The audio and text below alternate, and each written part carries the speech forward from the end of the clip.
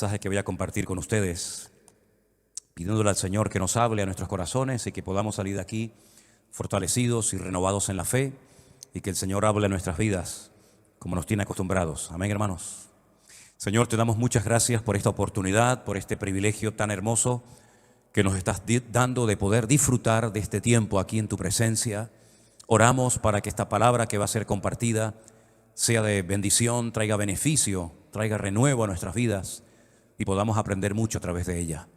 Te damos gracias por esta oportunidad que nos das en esta tarde de poder estar aquí delante de ti, Señor, sabiendo que tú vas a hablar a través de tu palabra como siempre. Te lo pedimos todo en el nombre de Jesús.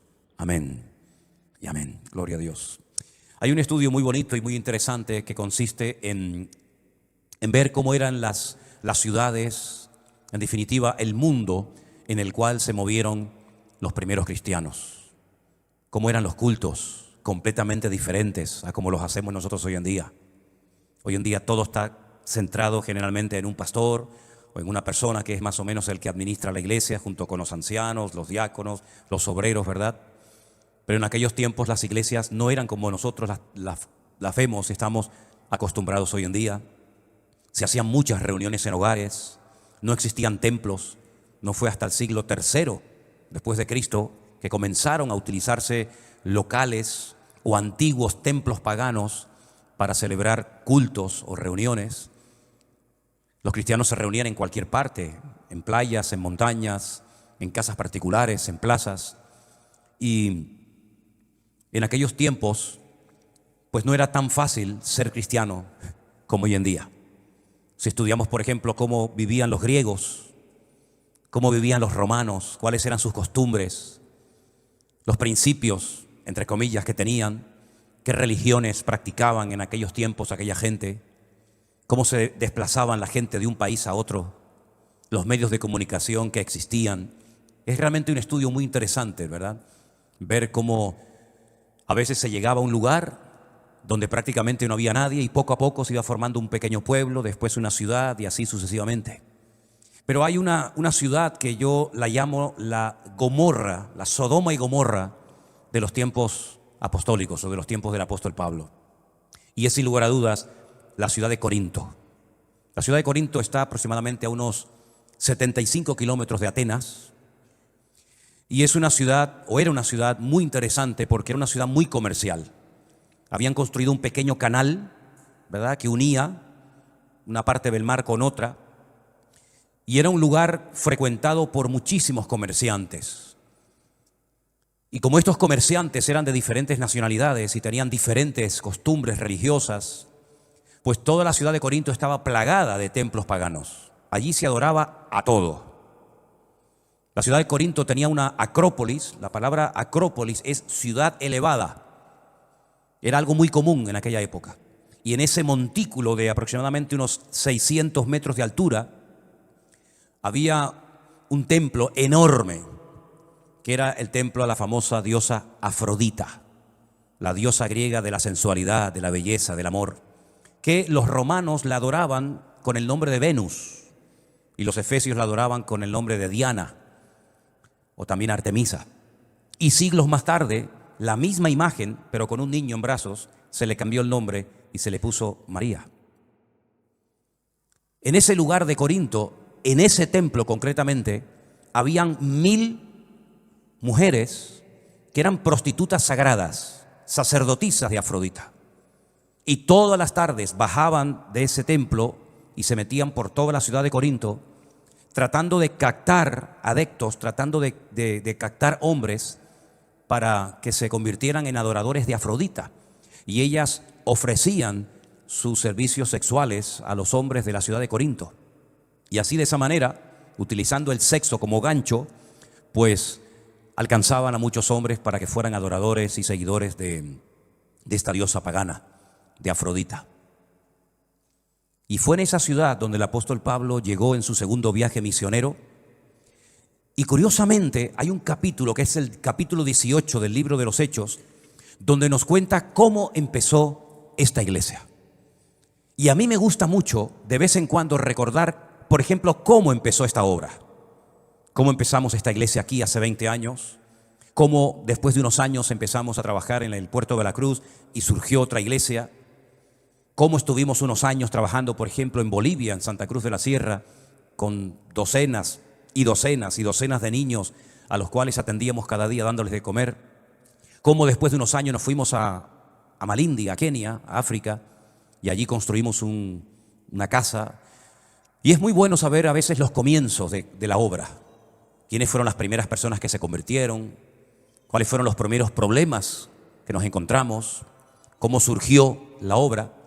Y Hechos capítulo 18 nos habla acerca de cómo empezó la iglesia de Corinto. Y quisiera que me siguieran en esta tarde la lectura, porque es muy interesante lo que vamos a leer en esta tarde, antes de ir a la primera carta del apóstol Pablo a los Corintios. En Hechos capítulo 18, Lucas, que es el autor de este libro, nos dice lo siguiente. Después de estas cosas, se refiere a la visita, al viaje de Pablo a Atenas, 75 kilómetros de allí. Pablo salió de Atenas y se fue a Corinto. Y halló a un judío llamado Aquila, natural del Ponto, recién venido de Italia con Priscila su mujer, por cuanto Claudio había mandado que todos los judíos saliesen de Roma, y fue a ellos. Y como eran del mismo oficio, se quedó con ellos y trabajaban juntos, pues el oficio de ellos era hacer tiendas. Y discutía en la sinagoga todos los días de reposo y persuadía a judíos y a griegos. Y cuando Silas y Timoteo vinieron de Macedonia, Pablo estaba entregado por entero a la predicación de la palabra, testificando a los judíos que Jesús era el Cristo. Pero oponiéndose y blasfemando esto, les dijo, sacudiéndose los vestidos: vuestra sangre sea sobre vuestra propia cabeza. Yo, limpio desde ahora, me iré a los gentiles. Y saliendo de allí, se fue a la casa de uno llamado Justo, temeroso de Dios, la cual estaba junto a la sinagoga. Y Crispo, el principal de la sinagoga, creyó en el Señor con toda su casa, y muchos de los corintios, oyendo, creían y eran bautizados. Entonces el Señor dijo a Pablo en visión de noche: no temas, sino habla y no calles, porque yo estoy contigo, y ninguno pondrá sobre ti la mano para hacerte mal, porque yo tengo mucho pueblo en esta ciudad. Se detuvo allí 1 año y 6 meses, enseñándoles la palabra de Dios. Pero siendo Galión procónsul de Acaya, los judíos se levantaron de común acuerdo contra Pablo y le llevaron al tribunal, diciendo: este persuade a hombres a honrar a Dios contra la ley. Y al comenzar Pablo a hablar, Galión le dijo a los judíos: si fuera algún agravio o algún crimen enorme, oh judíos, conforme a derecho, yo os toleraría. Pero si son cuestiones de palabras y de nombres y de vuestra ley, vedlo vosotros, porque yo no quiero ser juez de estas cosas. Y los echó del tribunal. Entonces los griegos, apoderándose de Sóstenes, principal de la sinagoga, le golpeaban delante del tribunal, pero a Galión nada le daba de ello. Entonces los griegos, apoderándose de Sóstenes, principal de los hermanos, apoderándose de principal de la sinagoga, le golpeaban delante del tribunal, pero a Galión nada le daba de ello. Versículo 18 dice así: mas Pablo, habiéndose detenido aún muchos días allí, después de despedir a los hermanos, navegó a Siria, y con él Priscila y Aquila, habiéndose rapado la cabeza en Cencrea, porque tenía hecho un voto. Llegó a Éfeso y los dejó allí, y entrando en la sinagoga discutía con los judíos, los cuales le rogaban que se quedase con ellos por más tiempo, mas no accedió, sino que se despidió de ellos diciendo: es necesario que en todo caso yo guarde en Jerusalén la fiesta que viene, pero otra vez volveré a vosotros si Dios quiere. Y zarpó de Éfeso. 18 meses ininterrumpidos estuvo el apóstol Pablo en esta ciudad de Corinto. Allí conoció a Priscila, Aquila, un matrimonio que le apoyó muchísimo durante su ministerio, y después, como hemos leído, vino Timoteo y también Silas, y estas personas junto con él y probablemente otros más le ayudaron a fundar la iglesia de Corinto. La iglesia de Corinto tenía muchas particularidades. No fue una iglesia fácil. Como 3 o 4 años después de haber estado trabajando allí, le llega un informe al apóstol Pablo diciéndole que la iglesia está llena de problemas. Muchos hermanos se habían peleado los unos con los otros. Se habían formado distintos grupos y la iglesia estaba realmente siendo afectada por el mundo. En vez de ellos afectar al mundo y a la sociedad corrompida de Corinto, estaba ocurriendo más bien todo lo contrario. La atmósfera espiritual, el ambiente de la ciudad de Corinto, una ciudad de una promiscuidad sexual brutal, una ciudad de carnalidad. Fíjense hasta qué punto que en las obras de teatro de la comedia griega, cuando se quería utilizar la palabra borracho, no se utilizaba directamente la palabra borracho, sino que se decía, este es un corintio, porque era sinónimo de una persona atrapada y dominada por el alcohol. Era una ciudad pervertida, ya digo, era la Sodoma y Gomorra del Nuevo Testamento. Y allí el apóstol Pablo se afincó durante 18 largos meses para predicar la palabra de Dios y nació esta iglesia. Y ya digo, como 3 o 4 años más tarde le escribe una primera carta donde él responde a una serie de preguntas que los hermanos le están haciendo. Por ejemplo, en el capítulo 7 de Primera de Corintios le están haciendo preguntas acerca del matrimonio. Le dicen a Pablo, bueno, y si mi marido no es convertido y yo sí lo soy, ¿qué hago? ¿Me separo? ¿Me divorcio? ¿Sigo con él? Entonces Pablo en el capítulo 7 de Primera de Corintios le da instrucciones concretas y específicas a las mujeres que tienen maridos inconversos o a los maridos que tienen esposas inconversas y que además tenían hijos. Y él les responde en todo un capítulo a esas preguntas. Le preguntan también acerca del tema de la comida, porque como les acabo de decir, en la ciudad de Corinto había muchos templos, a Apolos, a Afrodita, a todas las divinidades habidas y por haber. Y lo que hacían es que llevaban las vacas, llevaban los animales, los sacrificaban, los mataban delante de esos ídolos en esos templos y luego vendían esa carne en las carnicerías para que la gente comiera de ellos. Entonces los cristianos decían, está bien que nosotros comamos carne que ha sido por la mañana sacrificada, por ejemplo, a uno de los tantos ídolos de la ciudad. ¿Podemos comprar esas carnes a esa gente y comer de ella? Entonces Pablo, por ejemplo, en el capítulo 8 de Primera de Corintios les dice lo que tienen que hacer acerca de la carne que previamente había sido sacrificada a los ídolos. También hay muchas preguntas que le hacen al apóstol Pablo acerca de cómo moverse, cómo saber el don espiritual que uno tiene. El apóstol Pablo dedica 2 capítulos muy interesantes, por cierto, el 12 y el 14 de Primera de Corintios para traer luz y para aclarar cuáles son los dones del Espíritu Santo y cómo se tienen que ejercer ordenadamente en la iglesia. Les dije en una ocasión, ¿se acuerdan? Que hay 2 listas en la Biblia acerca de los dones del Espíritu Santo. Romanos capítulo 12 y en Primera de Corintios capítulo 12. Él menciona 9. Y él dice que los dones del Espíritu Santo tienen que ser administrados con orden. Las personas que se levantaban para traer una palabra a la iglesia, tenía que haber un orden. No podían hablar todos al mismo tiempo. Por ejemplo, en el capítulo 14 él habla acerca de cómo ejercer correctamente el don de hablar en otras lenguas con la correspondiente interpretación, porque había un desorden, un caos dentro de la iglesia, hasta el punto que Pablo dice, cualquier inconverso que entre a vuestras congregaciones van a pensar que estáis locos. Van a pensar que estáis locos. Porque nosotros no nos reunimos para hablar en lenguas, pero si se hablan lenguas en la iglesia, tiene que ser con este orden que él establece en la iglesia de Corinto, ¿verdad? Y si alguien dice, no, es que no puedo evitar hablar en lengua, no puedo evitar hacer esto o aquello, Pablo dice, no. En nuestras iglesias esa no es nuestra costumbre. Eso no es lo que yo enseño ni en Corinto, ni en Tesalónica, ni en Éfeso, ni en Colosas. En nuestras iglesias tiene que imperar y reinar el orden y la paz, no la confusión. Porque todo lo que Dios hace, lo hace en orden, para traer edificación, para traer exhortación, para traer aliento a la iglesia y no para traer confusión y muchísimo menos para crear un mal testimonio en la ciudad. Entonces Él establece un orden y dice, y el espíritu de los profetas está sujeto a los profetas, ¿verdad? Hágase todo decentemente y con orden, es la regla que el apóstol Pablo establece allí.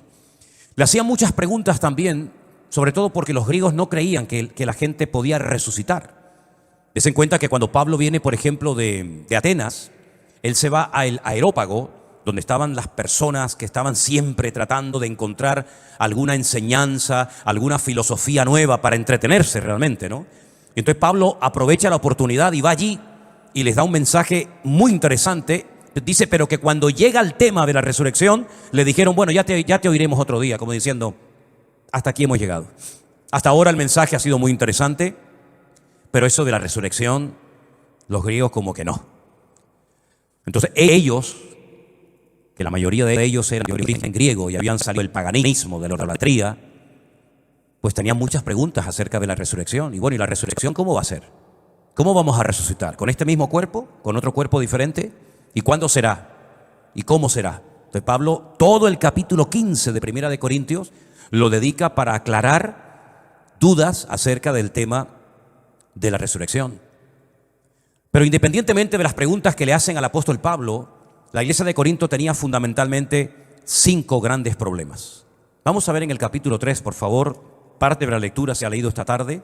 A partir del versículo 3, Pablo dice: aún sois carnales, pues habiendo entre vosotros celos, contiendas y disensiones, ¿no sois carnales y andáis como hombres?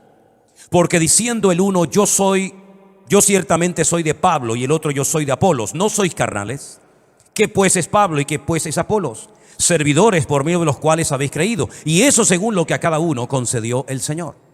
Pablo no va a tolerar bajo ningún concepto que la iglesia internamente se divida en grupos, unos a favor de unos, otros a favor de otro, o en contra de otro, sino que Pablo dice: mira, el Señor a mí me utilizó para sembrar la iglesia en la ciudad.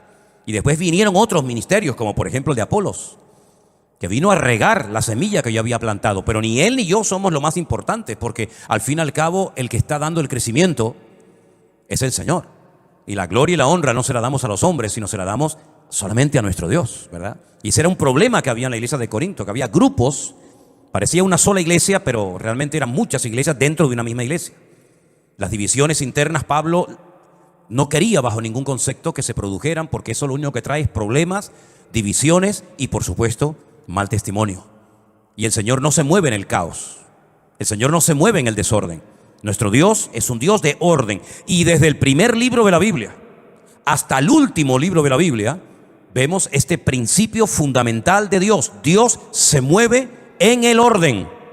Todo lo que usted haga que no esté en orden, no esperes que Dios te respalde. No esperes que Dios te bendiga.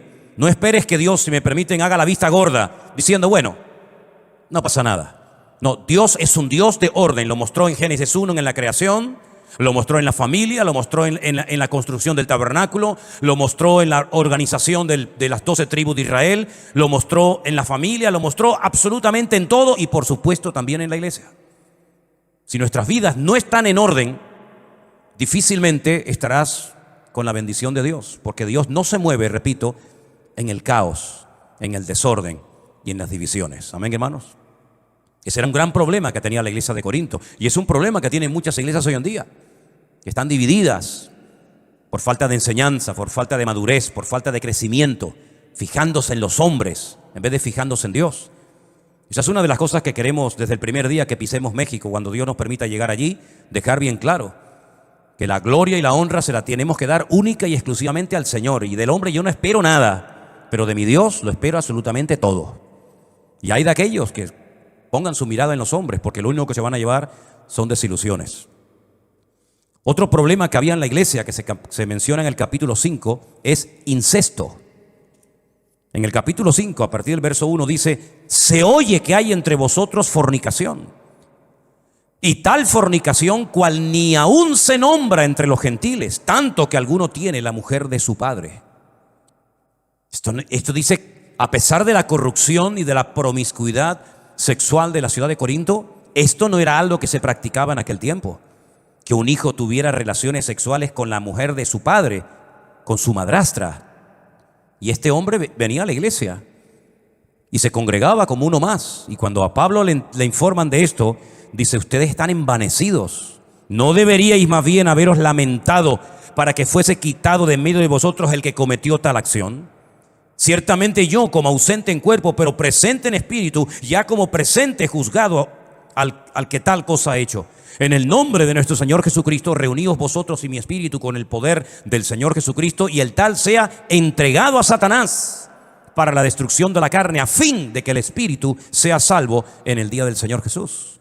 Después, en 2 de Corintios, cuando él le vuelve a escribir a la iglesia, este hombre se ve que recapacitó, pidió perdón, se arrepintió, dejó ese pecado, y Pablo dice: bueno, vuelvan a admitirlo en la iglesia, pero lo que no podemos permitir es que esta persona lleve esta vida de desorden, cometiendo un pecado que ni los gentiles ni los del mundo cometen, y se congrega en nuestra iglesia como si nada y participe como uno más, y aquí nadie le llama la atención, sino que bueno, todo el mundo mira para otra parte. El apóstol Pablo se entera y dice: bajo ningún concepto vamos a permitir eso en la iglesia del Señor Jesús, porque en la casa del Señor tiene que reinar el orden y la santidad. ¿Cuántos dicen amén? También había problemas entre hermanos. Capítulo 6, versículo 1 dice: ¿osa alguno de vosotros cuando tiene algo contra otro ir a juicio delante de los injustos y no delante de los santos? ¿No sabéis que los santos han de juzgar al mundo? Y si el mundo ha de ser juzgado por vosotros, ¿sois indignos de juzgar cosas muy pequeñas? ¿O no sabéis que hemos de juzgar a los ángeles? ¿Cuánto más las cosas de esta vida? Si pues tenéis juicios sobre cosas de esta vida, ¿ponéis para juzgar a los que son de menor estima en la iglesia? Hermanos que se denunciaban, iban a los tribunales, iban a los jueces, a las autoridades del mundo para arreglar sus problemas, que tenían que haberlo arreglado con la bendición y con la paz del Señor, en oración, con un buen espíritu, con una buena actitud. Se denunciaban los hermanos, y claro, imagínate los del mundo, los de afuera, cuando se enteraban que había problemas entre los hermanos y se denunciaban los unos a los otros. Y Pablo utiliza el argumento de decir: sí, nosotros los hijos de Dios, que vamos a juzgar a los ángeles, que vamos a juzgar al mundo juntamente con el Señor, resulta que tienen que recurrir a los inconversos para que los inconversos les solucionen los problemas a ustedes como cristianos. ¿Pero qué están haciendo? Ese problema también lo había en la iglesia de Corinto. Pero como muchos habían salido del paganismo, como muchos habían dejado la idolatría, muchas hermanas de la iglesia habían ejercido antaño la prostitución, de ahí que les pida que se cubran y se pongan un velo, porque aquellas 1000 jovencitas, ¿se acuerdan? Aquellas 1000 sacerdotisas del templo de Afrodita, sí, eran prostitutas, pero ¿cómo se diferenciaban estas mujeres de una mujer normal de Corinto, que vestían con unos peinados y con unas ropas tremendas? Pues porque eran calvas, les habían rapado completamente la cabeza. Y cuando tú veías a estas jóvenes por las calles con su pelo rapado, no es que tuvieran una enfermedad que se les caía el pelo, sino que era un voto que habían hecho, ¿verdad?, de raparse el pelo para dedicar sus cuerpos por entero a la prostitución sagrada, dándole culto a Afrodita, ¿verdad? Y entonces muchos de los hombres de la iglesia habían estado con esas mujeres, y esas mujeres ahora eran convertidas, y esos hombres ahora eran convertidos y se encontraban en los cultos y se encontraban en la iglesia. Imagínense ustedes. Porque en Corinto no había 50 iglesias, como puede haber a lo mejor en cualquier ciudad, que hay una iglesia aquí, una iglesia más allá, una bautista, una pentecostal, una anglicana, una, ¿verdad? Sino que había una sola iglesia. Y el que se convertía a Cristo tenía que ir a un solo lugar. No había un montón de iglesias, había una sola iglesia en toda la ciudad. Y ahí se encontraban, pues, prostitutas o ex prostitutas con los antiguos clientes que habían tenido. Y entonces había que poner orden dentro de la iglesia y enseñarles a los miembros a vivir esa vida nueva que ahora tenían en Cristo, y verse los unos a los otros no como un cliente ni como un objeto, sino como hermanos en Cristo. Y en el capítulo 5 Pablo dice: os he escrito por carta, verso 9, que no os juntéis con los fornicarios, no absolutamente con los fornicarios de este mundo, con los avaros o con los ladrones o con los idólatras, pues en tal caso os sería necesario salir del mundo. Más bien os escribí que no os juntéis con ninguno que, llamándose hermano, escuche esto, llamándose hermano, fuera un fornicario, un avaro, un idólatra, un maldiciente, un borracho, un ladrón, con esa persona ni coman. Una persona que va a la iglesia, que dice que es cristiano, y es un borracho, es un ladrón, es un avaro, es un fornicario, con ese ni coman. Porque, ¿qué razón tendría yo para juzgar a los que están fuera? ¿No juzgáis vosotros a los que están dentro? Es decir, el apóstol Pablo lo que está diciendo es: miren, yo no les he dicho que ustedes no pueden hablar con gente del mundo que practican todo tipo de pecados. Yo no les he dicho eso. Si yo les hubiera dicho que no hablaran con borrachos, con prostitutas, con ladrones, con avaros, con idólatras, pues se tendrían que ir a vivir a otro planeta. Porque en la calle, en el mundo, los inconversos, los que no tienen a Cristo en su corazón, los que no han puesto su vida en orden, y los que no viven en santidad, pues lógicamente están atrapados, son esclavos de uno o varios pecados de los que acabo de mencionar. El apóstol Pablo dice: no, ustedes me han interpretado mal mis palabras. Yo no les dije que no se juntaran con esas personas, porque si no se juntan, si no le hablan a esas personas, ¿cómo lo van a ganar para Cristo? Yo lo que les he dicho y la enseñanza que les he dado es esta: si hay gente en la iglesia que son idólatras, avaros, ladrones, fornicarios, etcétera, etcétera, no os juntéis con esa persona, para que no piense el mundo que se puede venir a la iglesia y seguir practicando el pecado y seguir viviendo igual que como vivíamos antes y no pasa nada, para que se avergüencen y para que recapaciten de que la vida cristiana no es un relajo, sino la vida cristiana es algo serio en el que tenemos que dar un fiel testimonio de lo que Cristo ha hecho en nuestras vidas. Amén, hermanos. Tiene que haber un cambio en nosotros. Las mujeres no pueden comportarse como se comportaban antes de conocer al Señor, ¿verdad? Imagínense estas, no digo las 1000, pero imagínense que 200 de estas prostitutas se convirtieran al evangelio y ahora vinieran a la iglesia. Pues habría que enseñarles mire, hermana, si no se puede vestir usted a partir de ahora, porque usted se vestía de esa manera para atraer y seducir a los hombres, pero ahora el objetivo no es atraer y seducir a los hombres a través de su cuerpo, sino glorificar a Dios. Por eso dice: presentad vuestros cuerpos en sacrificio vivo, santo, agradable a Dios, ¿verdad?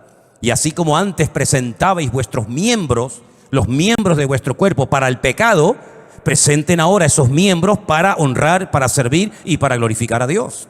Y tenían que enseñarle a vestir, a hablar, a caminar, a comportarse a esas mujeres que habían vivido pues en ese mundo, y a los hombres que habían sido toda la vida unos mujeriegos o unos borrachos o unos idólatras. Había que decirles: no, a partir de ahora ya no se puede vivir así.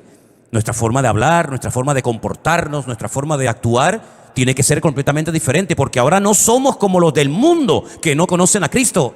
Ahora somos cristianos, embajadores de Cristo. Y nuestra imagen, la imagen que tenemos que proyectar, no es la de una mujer sensual o un hombre sensual, una persona que utiliza, digamos, los atributos de su cuerpo para seducir a nadie. No, nada más lejos de la realidad.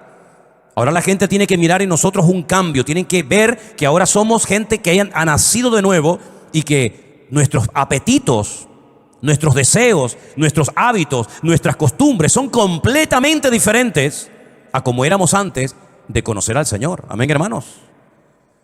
Por eso hay que pedirle al Señor: Señor, quítame cualquier vestigio de carne que pueda haber en mi vida. Quita de mi vida la mala mirada, la mala conversación, malos deseos, malas inclinaciones. Que el Señor limpie nuestros ojos, que el Señor limpie nuestros oídos, nuestra boca, nuestros labios, que el Señor nos cambie y nos transforme completamente de arriba abajo, para que el mundo vea que ya no somos ni la sombra de lo que éramos antes de conocer a Cristo como nuestro Señor y Salvador personal. Pablo escribe varias cartas y se pegó 18 meses de su vida en Corinto para enseñarles cómo se vive ahora nuestra nueva vida en Cristo. Porque nosotros no solamente tenemos que ser cristianos dentro de la iglesia, sino sobre todo cuando salimos de nuestros templos, cuando salimos de nuestros lugares de culto, tenemos que seguir comportándonos y hablando y viviendo y pensando y reaccionando como cristianos. Amén, hermanos. No es un disfraz, no es una chaqueta que me pongo. Me visto de cristiano, vengo el domingo a la iglesia con carita de niño bueno, con carita de niña buena, y luego salgo y soy un mujeriego, un borrachuzo, atrapado a los vicios de este mundo, enganchado a las loterías, enganchado a la pornografía, una promiscuidad sexual brutal. No, usted no ha entendido nada, amigo. Usted no ha entendido nada, hermana. En Cristo tenemos que cambiar en todo, pero no solamente por dentro, sino en algunos casos también por fuera, ¿sí o no? Y eso es lo que al mundo le va a sorprender. Si, oye, este hombre, esta mujer habla, se comporta de una forma diferente, cuando esta persona yo lo conozco de toda la vida y fue así, pero ahora es otra persona. Y gloria a Dios si comienzan a decir las personas que te conocían: oye, no te conozco, no eres ni la sombra de lo que eras. Y entonces le vas a decir: el motivo por el que soy otra persona es porque Cristo vive en mí, porque Él ha cambiado mi vida, y ahora mi vida está para darle honra y gloria al Señor y no para atraer la atención hacia mi persona. Esto no se aprende en 2 días. Imagínense que usted haya sido una persona atrapada a todo tipo de juegos. Esta gente que se pega horas y horas y horas jugando en una maquinita y echando monedas y monedas y monedas, y ahora de repente dice que te has convertido. ¿Tú crees que de la noche a la mañana se te va a ir el deseo? Bueno, en algunos casos sí, pero en otros casos no. Y vas a tener que pedirle a Dios que te ayude a organizar tu economía, que antes cobrabas y tenías un montón de dinero y a la semana estabas sin un duro, sin un céntimo. Y ahora tienes que pedirle al Señor, ayúdame a administrar para que yo incluso pueda ayudar a otras personas. Tal vez antes de conocer a Cristo te vestías de una manera que en vez de cubrirte, lo que hacías es que te descubrías lo que llevabas en tu corazón. Pues a lo mejor habrá ciertas prendas que habrá de decir, yo esto no me lo puedo volver a poner otra vez, porque entonces lo que estoy haciendo es el mismo perro pero con distinto collar. Y ahora lo que quiero es dar gloria a Dios y glorificar al Señor, ¿sí o no? Esa es la vida de un cristiano. La vida de un cristiano no es dejar de ir a misa y venir al culto, dejar de tomar la hostia y venir ahora a tomar el pan y el vino. La vida de un cristiano es vivir como Cristo vivió. Como Él hablaba, tenemos que pedirle al Señor, Señor, yo quiero hablar y comportarme y pensar y reaccionar y vivir como tú lo hacías. Y yo no sé cómo tú tratabas antes a tu marido, o cómo tú tratabas a tu mujer, o a tus hijos, o a tus padres. Pero sería bueno que leyeras la Biblia y te preguntaras, ¿yo me estoy comportando como un marido cristiano o como uno más? ¿Yo me estoy comportando con mi familia, con mi marido, con mis hijos, como una auténtica mujer cristiana, o sigo siendo la mundana de toda la vida? ¿Soy un hijo que obedece a sus padres y que honra a sus padres, o sigo siendo el niño malcriado y caprichoso que siempre pedía y pedía y pedía y lloraba y pataleaba y se enfadaba cuando no le daban lo que querían? Si todas las áreas de nuestra vida, todo, absolutamente todo, tiene que ser cambiado por el Señor. Pero para cambiar, uno tiene que querer cambiar. Y el Señor lo va a hacer. Había desorden en la Santa Cena. Nosotros, saben que una vez al mes celebramos la Santa Cena, ¿verdad? Le damos el pan y el vino a cada persona que va a participar. Pero miren lo que dice 1 Corintios capítulo 11. 1 Corintios capítulo 11 dice, a partir del verso 17, al anunciaros esto que sigue, no os alabo, hermanos, porque no os congregáis para lo mejor, sino para lo peor. Pues en primer lugar, cuando os reunís como iglesia, oigo que hay entre vosotros divisiones. ¿Y saben lo que dice Pablo? En parte lo creo.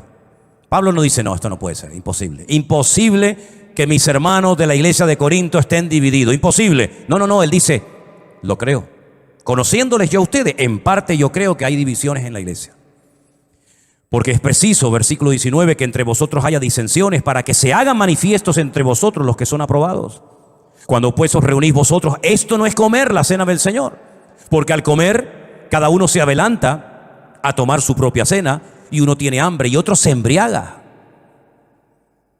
Pues ¿qué? ¿No tenéis casas en las que podáis comer y beber? ¿O menospreciáis la iglesia de Dios y avergonzáis a los que no tienen nada? ¿Qué os diré? ¿Os alabaré?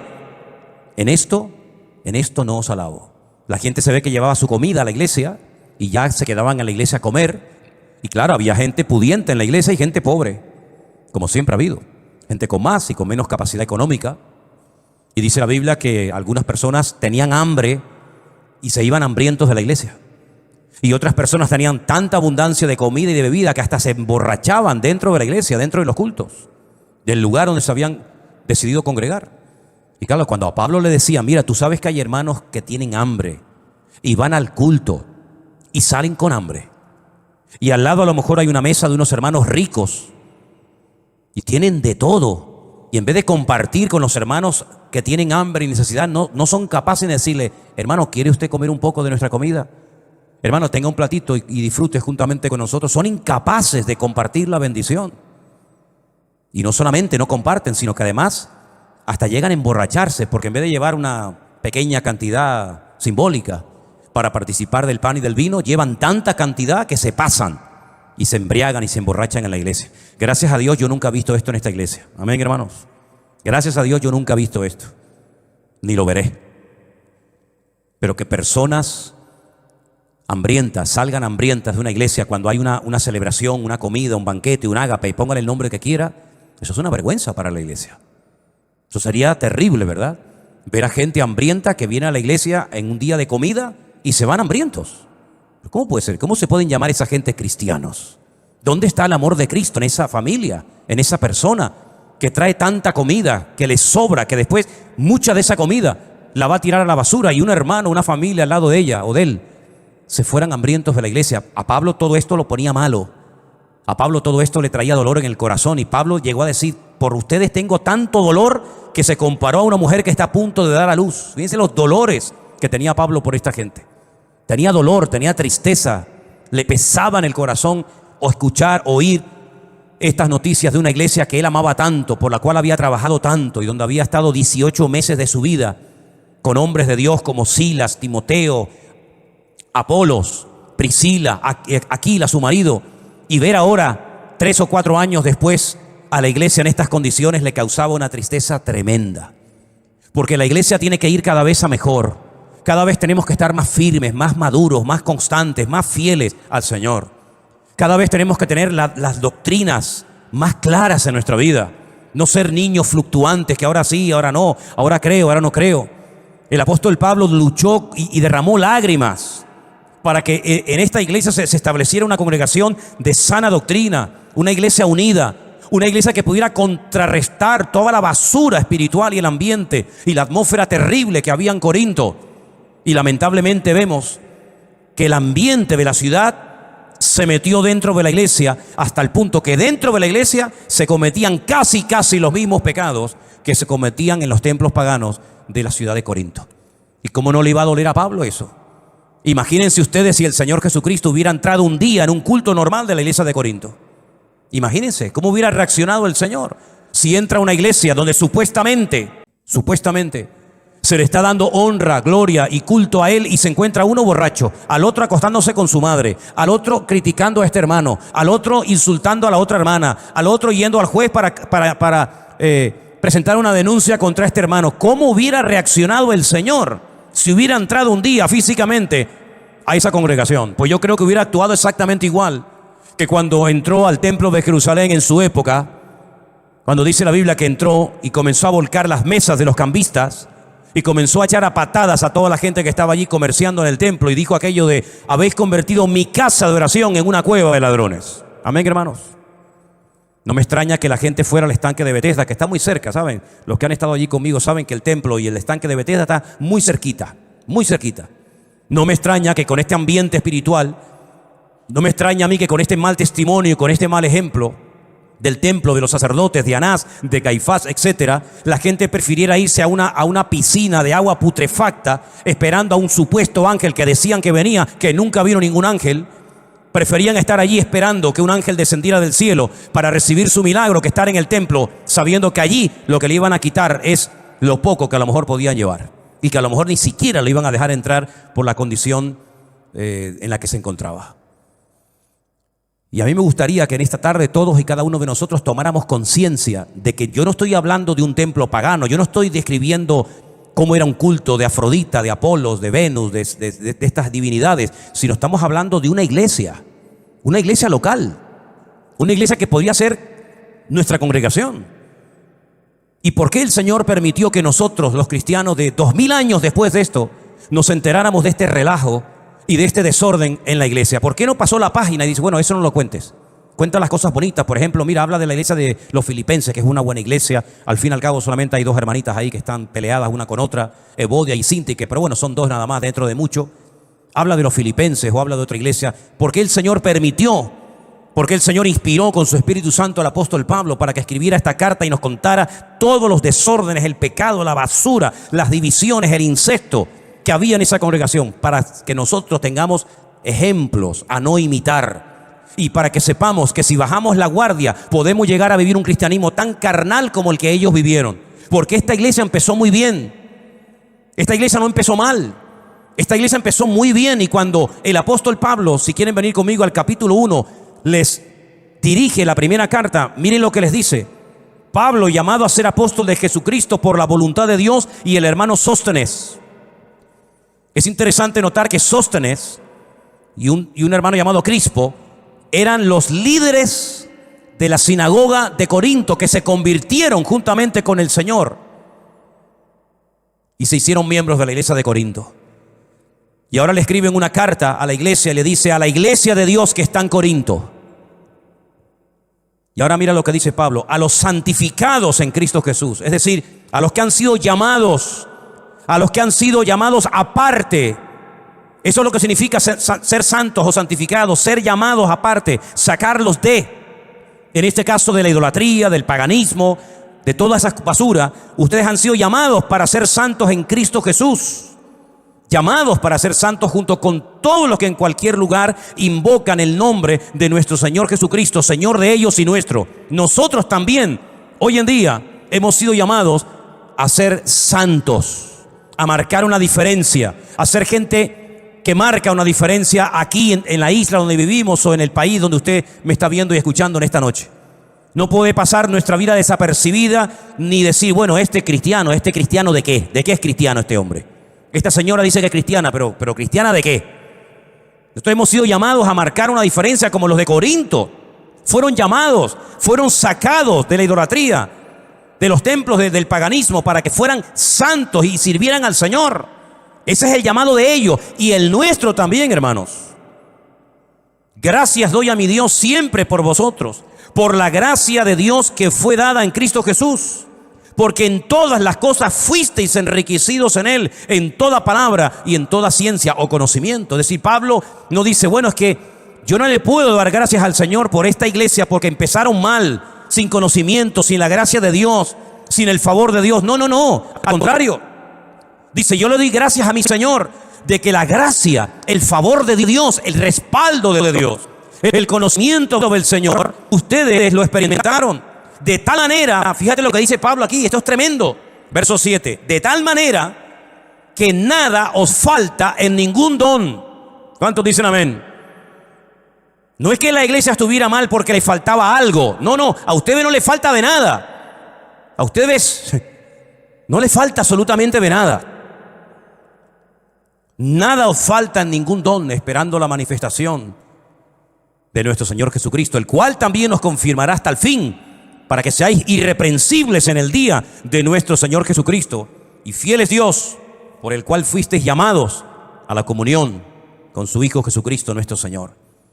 Es decir, una iglesia que empieza bien, con un buen pastor, con unos buenos obreros, con una sana doctrina, una enseñanza excelente, en medio de un ambiente terrible, como ya lo he definido.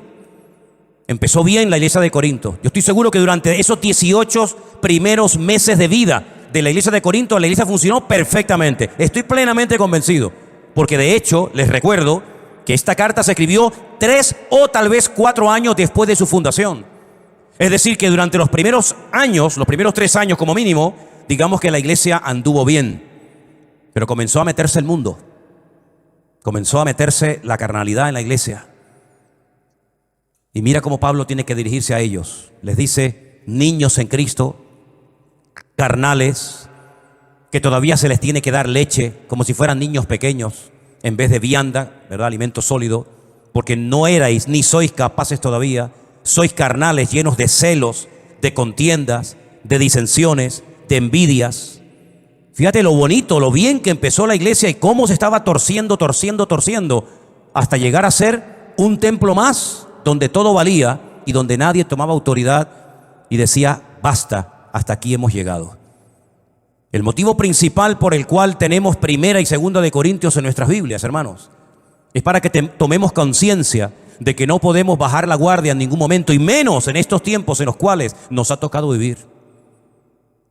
Porque antes había una ciudad terrible como era Sodoma y Gomorra, pero ya no existe. Y durante la época de Pablo hubo una especie de Sodoma y Gomorra en lo natural y en lo espiritual que se llamó Corinto, pero ya no existe.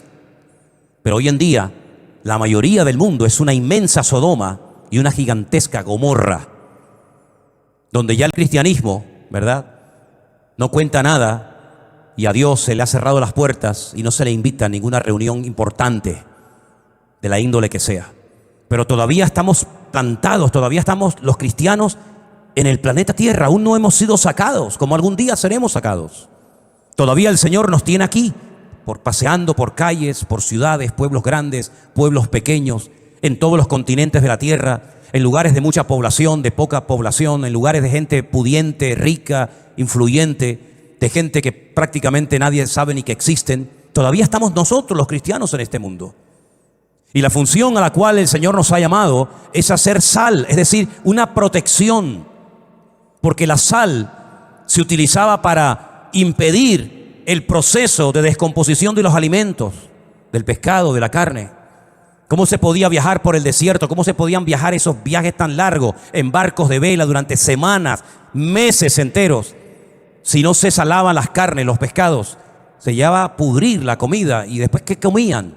Entonces la sal era algo fundamental, hasta el punto que de ahí viene hasta la palabra salario. Se le pagaba con sal a los obreros en algunas ocasiones, porque la sal era un elemento fundamental, era como el hielo, como un congelador hoy en día, que ya digo, evitaba el proceso de descomposición de los alimentos. Y el Señor dice: ahora ustedes son la sal del mundo, la sal de la tierra. Es decir, este mundo podría estar millones de veces peor de lo que está, con más pecado, con más inmoralidad, con más desorden, si ustedes no estuvieran en la tierra. Es decir, que gracias a la presencia, a la influencia de los cristianos, el mundo no ha ido al caos, como va a ir al caos cuando ya no estemos en esta tierra. Y después dice el Señor: y además no solamente ustedes tienen que ser sal, es decir, impedir que en los colegios, en las universidades, en las iglesias, en la sociedad, se produzca una anarquía total y absoluta, sino que además de eso, por si eso fuera poco, ustedes tienen que iluminar, ustedes tienen que ser luz en medio de las tinieblas. Y estamos viendo cómo fiestas paganas se han convertido en un juego, en un entretenimiento para los niños, en un comercio, en un motivo más para sacarle el dinero a la gente de los bolsillos, sin darse cuenta, sin pensar qué es lo que estamos celebrando, de qué nos estamos disfrazando, de dónde viene esta práctica pagana, como estas fiestas que están en estos últimos días campando a sus anchas. Es decir, tenemos que tomar conciencia del motivo principal por el cual todavía el Señor no nos ha sacado del planeta Tierra, que repito, que algún día nos sacará, pero que todavía tenemos un propósito y un objetivo que cumplir. No permitamos que el mundo se meta en nuestras casas. No permitamos que el mundo se meta en nuestros hogares a través del ordenador, a través de la televisión, porque ya el diablo no tiene ni siquiera que tocar la puerta, ya se mete sin pedir permiso. No permitamos que la corriente de este mundo nos atrape y seamos uno más, pasando totalmente desapercibido, sin marcar una diferencia y sin decir: no, alto, no, yo no estoy de acuerdo con eso. No. La Biblia dice: no, Dios no está de acuerdo. No nos dejemos arrastrar por la corriente de este mundo. Tenemos que ir en contra de la corriente. No es fácil, pero con la ayuda del Señor y bien parados en Cristo, vamos a poder impedir que el mundo se nos meta dentro de nosotros. Al contrario, somos nosotros los que tenemos que impactar el mundo y no al revés. Amén, hermanos. Yo quiero terminar diciendo esto: la iglesia de Corinto empezó bien, pero terminó mal. Prueba de ello, que ya en Corinto no hay nada. Corinto ya es algo completamente diferente a lo que fue hace 2000 años. Si tú empezaste bien, si tú tuviste un encuentro, una experiencia personal con Cristo hace 1 año, 2 años, 5, 20, 30, lo que sea, gloria a Dios. Pero no te desvíes, ni te enfríes, ni te apartes del Señor, ni bajes la guardia, ni te creas sabio en tu propia opinión. Porque quiero terminar diciendo que cuando el apóstol Pablo fue a la iglesia, a la ciudad de Corinto, él venía de un fracaso ministerial. Y he dicho bien, sí, de un fracaso ministerial. Él en Atenas no fundó iglesia. Es el único lugar donde Pablo estuvo y no fundó una iglesia. En todo lugar donde iba habría una iglesia. Y ahí se permanecía, menos en Atenas. Cuando Pablo llega a Corinto, él cambia su sistema. Él no va a utilizar la elocuencia, la sabiduría humana, sino él va a predicar solamente un mensaje de Cristo crucificado y resucitado, para que no pongan su fe en lo que yo predico, sino en el poder de Dios, que es el que cambia y transforma las vidas. Y fue en Corinto donde tomó la decisión de dejar ya de predicarle siempre a los judíos en la sinagoga y dedicarse 100% prácticamente a alcanzar a gentiles para el Señor. Es decir, hay cambios que se produjeron en el ministerio, en la vida del apóstol Pablo, en base a las circunstancias por las cuales estaba viviendo. Y hay cambios que se tienen que producir en nuestras vidas. Tú no puedes vivir el mismo cristianismo hoy que vivíamos el cristianismo hace 30 años, porque la vida ha cambiado, los sistemas de comunicación, todo en la vida ha cambiado. De hecho, el mundo es diferente desde el año pasado. Y tenemos que renovarnos y pedirle al Señor que no nos estanquemos. Bueno, mi vida, tu cristianismo no puede ser, bueno, vengo a la iglesia el domingo, digo amén y me voy. Si tu cristianismo es así de pobre, así de mediocre, cuando aparezcan en el horizonte las cosas que van a ocurrir en breve, yo no sé si tú podrás aguantar, mi hijo. Yo no sé si tú tendrás la capacidad para decir no en medio de lo que se avecina. Por eso es tiempo de renovarnos, de buscar a Dios, de tomar cambios radicales en nuestra vida. Porque con lo que hemos vivido hasta el día de hoy, hasta aquí hemos llegado. pero necesitamos más y más del Señor para poder vivir en victoria. ¿Cuántos dicen amén? Cierra tus ojos ahí donde estás, vamos a orar. Piensa en esto que has oído esta tarde, hermano. Piensa en esto. La iglesia de Corinto empezó muy bien. Lamentablemente, se torció, bajó la guardia, se dejó influenciar, manipular por el mundo, y algunos de sus miembros terminaron viviendo igual que los mundanos. Triste, pero esa es la realidad. Incluso llegaron a hacer cosas que ni los mundanos hacían, porque se confiaron demasiado en sí mismos. Y nuestra confianza no está en nuestra experiencia, ni en nuestra edad. Nuestra confianza está en Dios.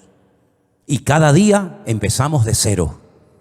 Y no dependemos de nosotros mismos, sino dependemos de la gracia y del favor de Dios. Que el Señor nos ayude a mantenernos firmes en medio de la tormenta y marcar una diferencia y no dejarnos moldear por el mundo, sino moldear el mundo y cambiarlo para Cristo, como siempre ha sido la voluntad de Dios. Señor, gracias te damos en esta tarde por tu preciosa y bendita palabra. Te rogamos, Señor, que tú nos afiances y nos afirmes en la fe, para que podamos siempre poner nuestra confianza, nuestra mirada y nuestra vida en ti, y que no nos pase lo que le pasó a nuestros hermanos de la iglesia de Corinto, que se dejaron influenciar y manipular por el mundo. Señor, guárdanos, que seamos sal y luz de este mundo hasta el último momento de nuestra vida, y guárdanos del maligno y ayúdanos a mentalizarnos de que tenemos que renovarnos cada día en la presencia tuya, Señor. Quita de nosotros todo lo que nos quede de mundo. Quita de nosotros todo lo que quede de nuestra antigua y vieja naturaleza, y que solamente sea la vida de Cristo nuestro Señor la que se manifieste y se exteriorice en nuestras vidas. Trae santidad a nuestra casa, trae santidad a nuestras vidas particulares, que la santidad reine en tu casa, Señor, en tu iglesia, y que podamos siempre darte a ti la gloria y la honra. Te lo pedimos con todo nuestro corazón, en el nombre de Jesús.